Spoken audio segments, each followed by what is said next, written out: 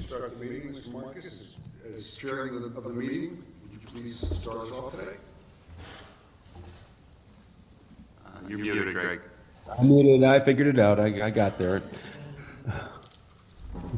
Who's in the meeting room? There's little people in there. I see. Okay. Steve Martian's here, Marty Brooks, Kirk Pelican, Aisha Sawa, Wendy Unger from Baker Tilly, who will be going through the audit report here momentarily, and I think you see Sarah Mayo there in the corner as well. Okay. Yeah, good. Okay, that helps. I see Aisha. Okay, now it's oh man, I hate these. All right. Well, let's call the meeting to order. And I guess we do we have to start with a roll call? Alderman Bob Bauman, Mr. Mark Flaherty, Mr. James Cantor, Mr. Scott Mansky, Here. Mr. Greg Marcus, Here. Ms. Aisha Sawa, here, Mr. Grady Crosby. Here. We have a quorum. Okay. Well, first let's have a call for an approval of the minutes of the last meeting. Can I have a motion? Motion to approve. Second? Anyone? Point of order, Kirk. If I'm not on this committee, can I make any of these motions? No, you cannot, Grady. Okay, just wanted everyone to know why I'm silent. Thank you. Aisha, do you mind if we call yours a second? Yep. Great. You have a motion in a second, Mr. Marcus. Thank you. Okay, so moving second. Any discussion? All in favor of approving the minutes? Aye. Aye. All right, minutes approved. Financial report. Steve. Yeah, thanks, Greg. We're actually going to move the audit report up in the agenda today. Wendy's going to go first. Scott has a hard out at 9 o'clock, so we're going to want to get through this first, and then we'll do the financial report after that. Okay, so just a question. Should I use the minutes that Michael sent me today or the ones I got yesterday? Good morning, everyone. Wendy Unger, partner with Baker Tilly, here to present a high-level summary of the audit results for 2022. The agenda will go through a very high-level audit objective, the opinion that is intended to be issued, go through some very high-level financial statement highlights, also discuss the reporting and insights document draft that you have before you, and then finish with the status of the Levy premium food service work that we do. If you do have any questions throughout the presentation, please feel free to ask. I'm happy to answer any of those questions that you may have.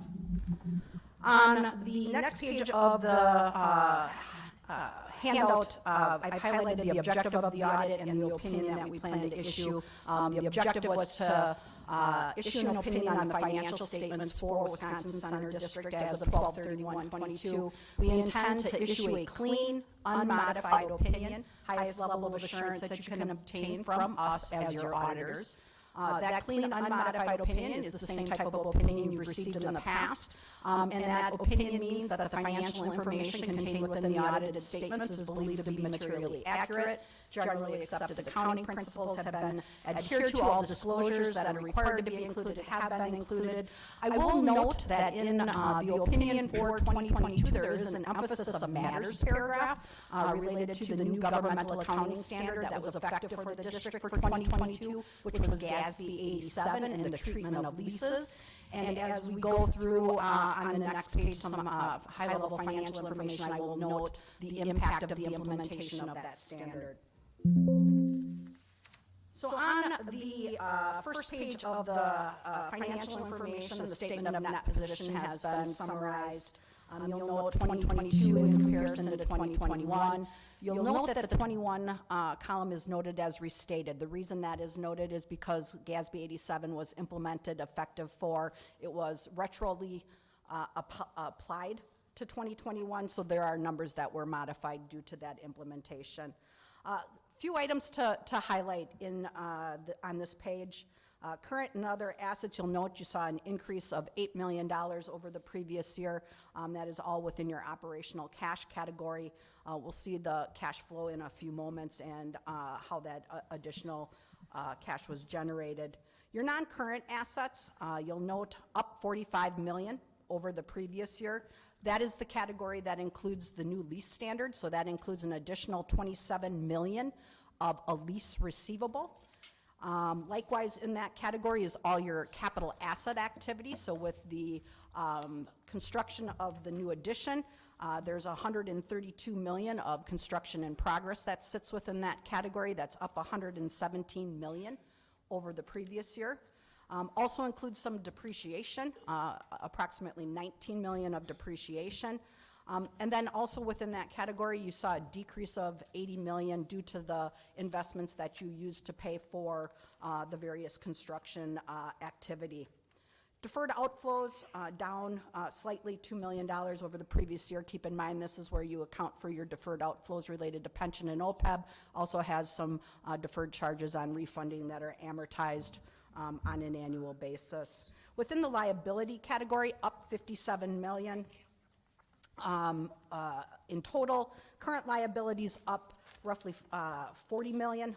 That is mainly in the accounts payable area related to construction, but it also does include a $5 million deposit from Levy for concession improvement, future improvement, so there's a deposit on hand that can be utilized. The long-term liabilities up $18 million. $6 million decrease in your OPEB and pension activity, but you did borrow during 2022, almost $31.2 million. You paid down $20 million, so the net impact of that was an increase in your long-term liabilities. Deferred inflows of resources, you'll also note that went up by approximately $4 million. That does include an offsetting $27 million deferred revenue related to the leases. So you have an asset on your books and a related deferred inflow that will get recognized as revenue as you collect the lease revenue. On the bottom of the page, the net position category, you'll see you went from $144 million down to $134 million. And on the next page, you will see the results that impacted that bottom line. So the next page summarizes the results of operations. So this is your income statement for the year. You'll note when you look at the various categories, $16 million of operating revenues up from $12.2 million over the previous year. Commission on concession sales up $2.3 million. Your box office revenue was up $1.8 million. A good portion of that, also the Bucks, an additional $1 million. Admiral's activity increased in 22 over 21. So a lot of positives resulting in that increase. Under your expense category, also saw an increase, $7 million of additional expenses over the previous year. As more events occur, more costs. You have additional labor costs, you have changeover costs. Also included in there, because of the increase in tax revenue, you had additional monies that were paid to Visit Milwaukee. So your advertising and promotion costs went up over the previous year by roughly $3 million. Depreciation remained relatively consistent year over year, right around that almost $19 million, because you have all of your capital activity mainly sitting in construction in progress that has yet to be depreciated. At the time that is complete, you'll see an increase in that figure. Under the next section, your non-operating income, $7.7 million last year, up to $19 million this year. You'll note your tax revenue up $8 million over the previous year. All the various categories saw an increase. Obviously, room tax was the most significant increase. Bond amortization and interest expense remained relatively consistent year over year. Your other income, though, did see a nice increase, and that's all related to investment income. So that increase over the previous year, again, nice return on your investments. So overall, when you look at your increase in net position or decrease in this situation, $10 million decrease this year compared to an $18 million decrease last year. If you add back depreciation, you had a positive addition to bottom line of approximately $8 million. So a very positive year, although you did see a decrease in net position, still a very positive result. On the next page, this is the statement of cash flows. Again, we've talked about a lot of the reasons for the results that you see here. Just a couple items to point out. You'll note your net cash flows from operating activities saw a decrease in cash of roughly $7.5 million, but when you go into that next category and you look at the additional non-capital financing activity, this is your additional room tax, you'll see that you had a positive swing of $14.7 million. Ultimately, at the end of the year, though, you did use $63 million, that very bottom line, $63 million of cash. Really looking at it from the standpoint, if you go up a few rows, you'll note the various capital activity. You spent $100 million in capital asset activity. You did borrow for a portion of that, but again, ultimately using those construction proceeds that you had on hand to pay for costs during the year. Switching gears, on the next page, as part of the audit process, we do issue a reporting and insights document. You have that before you in draft format. Very similar content to previous years. We do communicate a material weakness regarding the financial statement close process. That's because we, as your auditors, do prepare the audited statements. There are also 2 material journal entries that we do as part of the audit process related to OPEB and pension activity. Neither of these journal entries or the fact that we prepare the financials is different than what we've done in the past. So a consistent approach from a management standpoint. Also included in that report is other comments and recommendations. Just one very small recommendation was noted regarding access rights to your financial system and making sure that those are evaluated annually to make sure that people have the appropriate access to what they need to perform their assigned duties. Also included in there is our required communication. There's a section in there where we as your auditors have to share certain information. Nothing unusual included in there. The only thing I would remind you is, again, of the various estimates that are included within your statements, as those estimates are relatively large, the largest actually being your depreciation figure of almost $19 million. Last portion of that report is, or a section of that report is our management representation letter. That is a document that will be put onto district letterhead and signed by management prior to acceptance of the reports after the board meeting next week. Nothing unusual included in there. The only additional points that have been included in there are related to the implementation of GASB 87. On the last slide, I've included just some information as part of the audit engagement that we have with the district. We also do evaluation and express an opinion on the concession revenues and expenses of Levy. That is a separate engagement that we do, and we are in the process of concluding that. We are still obtaining information. There's a little bit of a struggle to get the information that we're asking for, but management for the district has worked really hard to make sure that we are getting what we need. So hopefully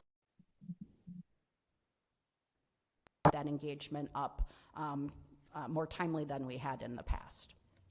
On the next slide, my contact information, my email address, my direct line, my cell phone. Happy to talk through any of this information with any of you in more detail, but I'm also happy to answer any questions you may have currently.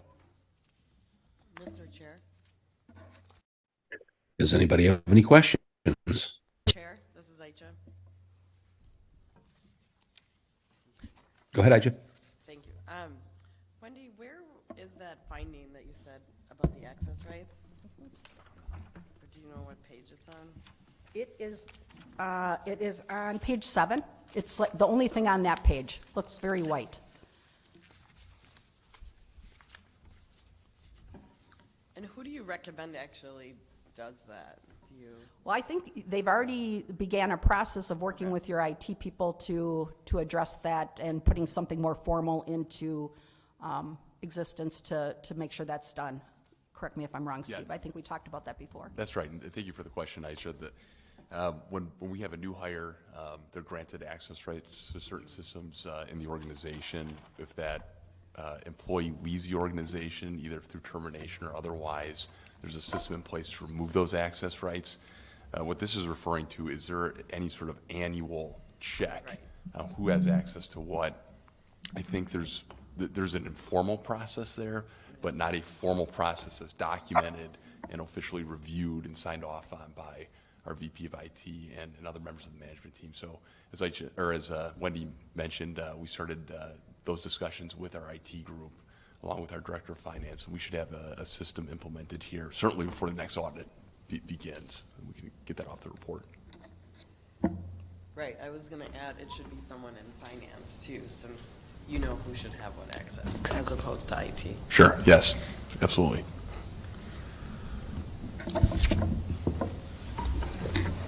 Any other questions? Okay, Wendy, thank you very much. Thank you. I assume we have to have a motion to accept the audit report. Is that correct? Well, Greg, what we ask of the Finance Committee today is to vote on recommending that the full board next week adopt these financial statements. And management would be happy to ask for a motion there if there aren't any other questions.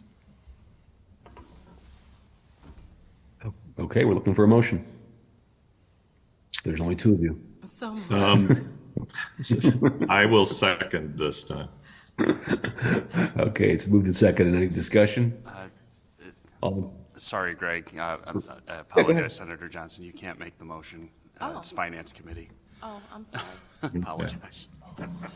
So I will move that we move the audit report to the full board meeting next week.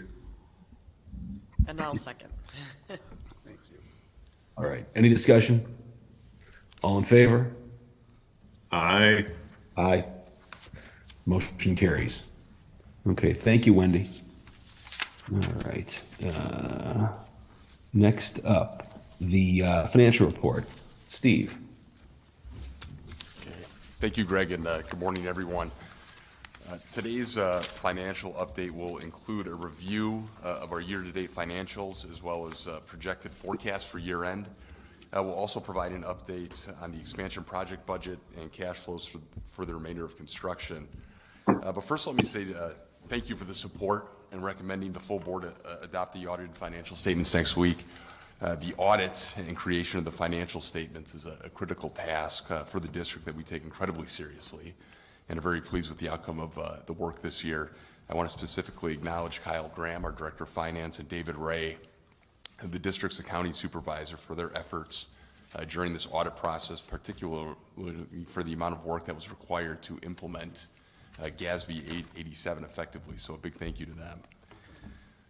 So let's dive into the financial statements. We'll start with the year-to-date income statement, which is page 6 of your packet today and has column IDs A, B, C, and D at the top. To the bottom, line 65, column C, you can see we outperformed budget net income through March by about $2.1 million. Consistent with our review of these statements at our last meeting, the positive variance is driven primarily by interest income, line 35. We exceeded our budget projections in this category by just over $2.3 million, most of which comes from income earned from expansion project fund investments. The earnings from these investments are restricted for the purpose of funding the project or for paying down debt service. In a moment, we'll walk through a reconciliation of the income statement that breaks out interest income in more detail between the project fund and restricted and unrestricted funds. Line 34, tax revenue, is coming in higher than budget by just over $500,000 or 6.4%. This positive variance is coming from January and February actual results. We've not yet received numbers for March, so we've projected that month at budget for now. As for non-operating income, you can see on line 28, column C, that we are underperforming budget in this category. Most of the negative variance in the operating revenue categories, which are lines 1 through 14, and include event room fees, labor service revenue, data communications revenue, are a result of not actualizing blue sky events that we had budgeted for. Now, it's not uncommon for early blue sky projections to come in light. Last year through March, we were down on operating revenues by about 16% compared to the 12% we see today. What's challenging this year, however, is that we have less opportunity available to make up this earlier variance later in the year. And the reason for that is due to the construction and renovations of the South Building. What's solidified over the past few months is that we need to remove a significant amount of inventory from the sales team in the months of November and December so that construction crews can complete their work. This means we cannot book events during this period of time to help close that budget variance gap. While the negative variance is not what we planned for, certainly, it's not overly concerning to management at this time. Any shortfall in cash flows this year will be funded from operating reserves.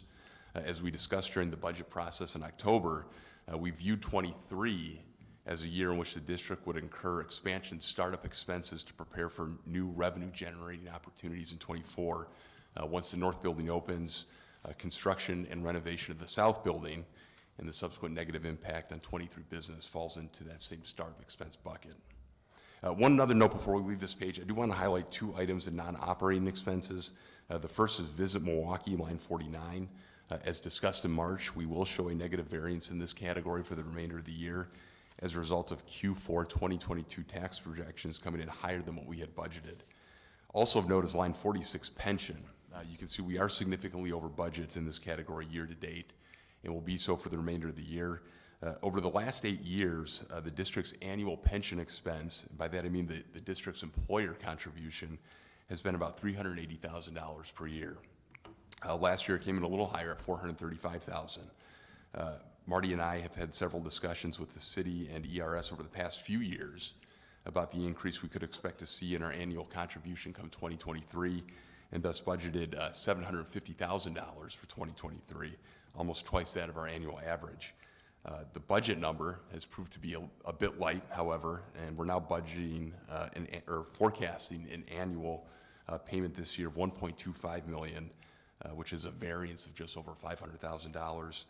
Obviously, there's a lot of discussion right now between the state and city and county governments that pertain to the pension issue that will undoubtedly affect the district. We don't yet have enough information to know or understand how our payment might change this year or the next year, pending any legislation from the state. For now, we are sticking with this projection until more information becomes available. Steve, can you just share with the committee where that revised 1.2 number came from? Yeah, we've received some communications from the city of Milwaukee alerting us and the other agencies about how that pension number will increase for 23 and what it could look like in future years on a couple different scenarios. One, if nothing happens with the state, and two other scenarios if the state plan comes to effect with a few moving variables. For now, we've accepted the city's number as if nothing were to happen from the state. Thank you. Any questions on the year-to-date income statement?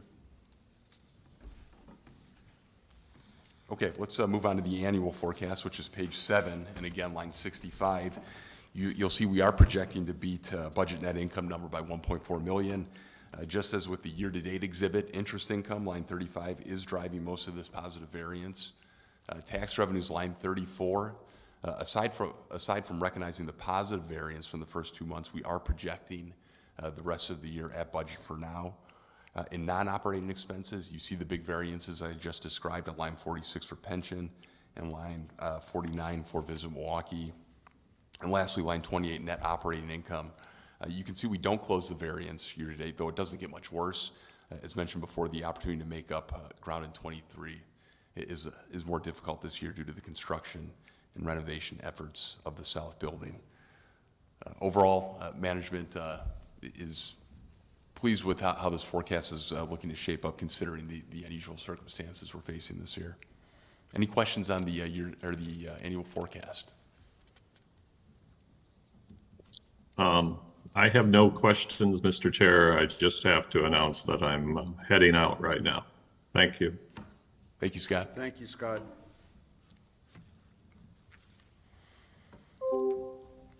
On to page 10 of your packet.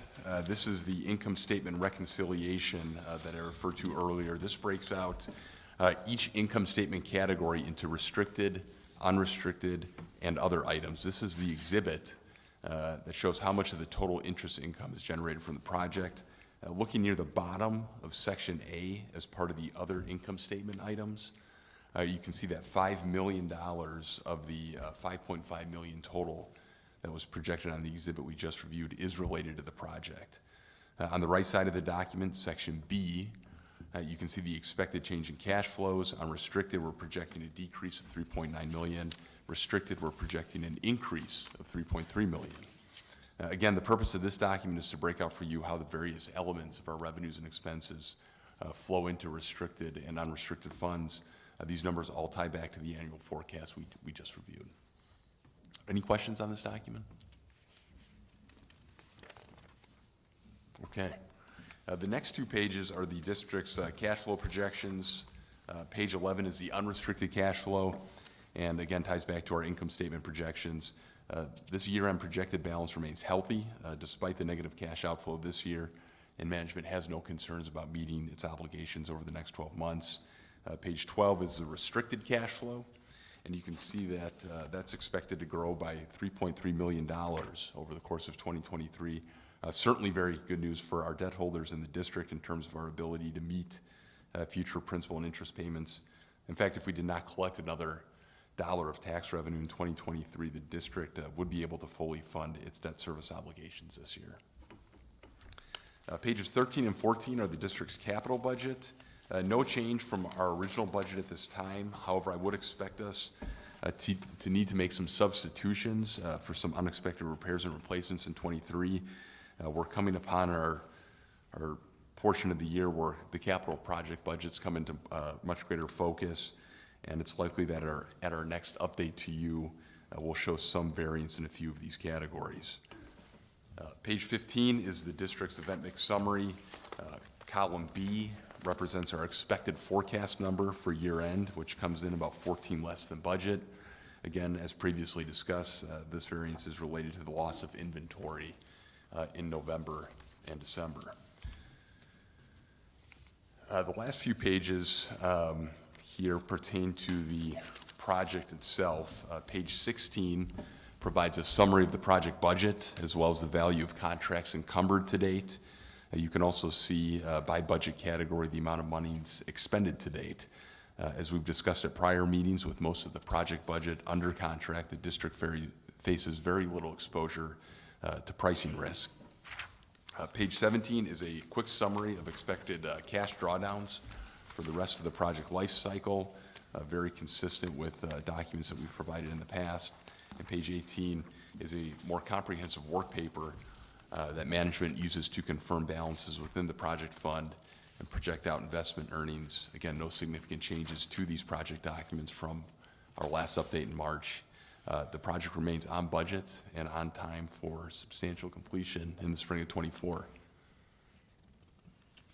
Mr. Chairman, that is my report today, and I'm happy to answer any questions.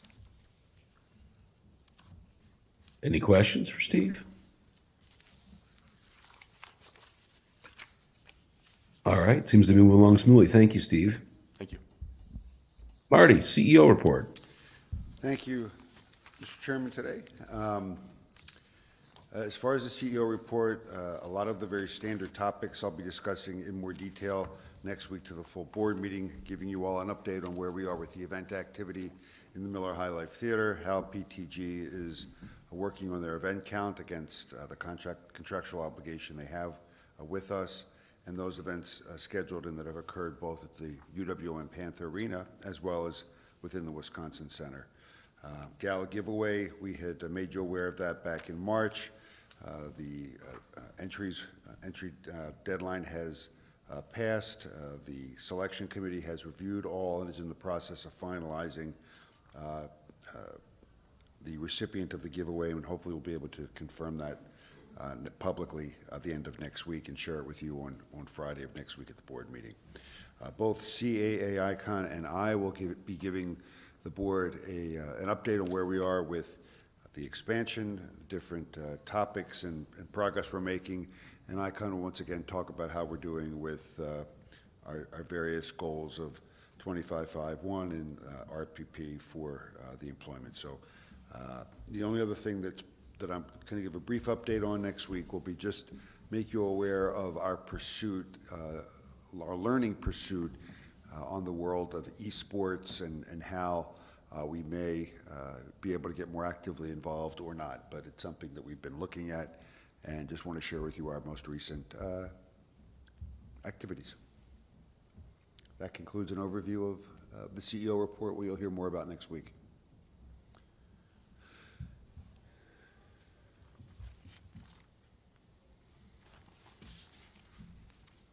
I'm muted. I'm there. I'm unmuted now. Okay, sorry. I just wanted to be able to pay total attention and not interrupt you at all, Marty. All right. Any other questions for Marty? Okay. Next, board meeting agenda review. Is there anything to do on that?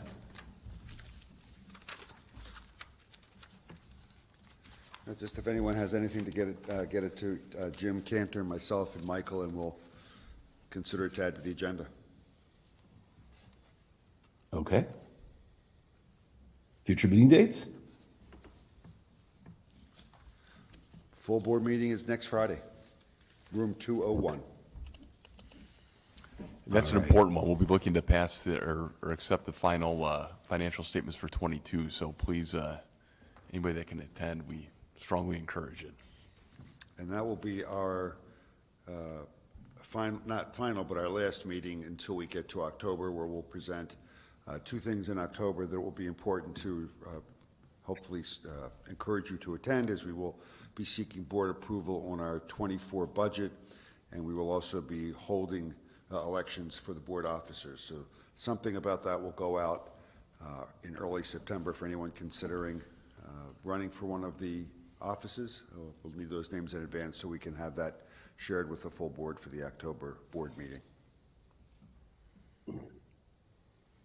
All right. Let campaigns begin. You've got to submit, you've got to declare first, Greg. When are the debates? I want to make sure I get my calendar clear.